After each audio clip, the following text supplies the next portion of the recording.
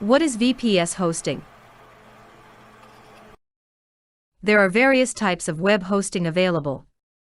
Each offers unique advantages in price, performance, and even security. Shared hosting is the most commonly used, but virtual private server plans are a far more powerful alternative. Virtual private server, otherwise referred to as VPS, offers users the simulated environment of an entire server. Web hosting companies use virtualization technology to split server resources. These resources are then permanently allocated to individual VPS accounts. Account owners can add more resources as needed, making these plans extremely flexible. The isolated nature of VPS accounts results in improved security as well. Three main types of hosting are shared, VPS, and dedicated. Shared hosting is the cheapest option, but comes at the sacrifice of performance, security, and some features.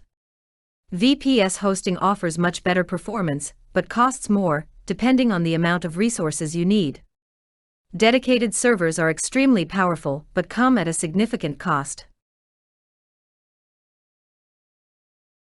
While VPS offers more power and agility, these plans are also more complex to manage. However, there may come a point when you simply outgrow shared hosting. You may have to consider migrating to VPS if you need more speed. Your site performance is suffering. Security concerns mount.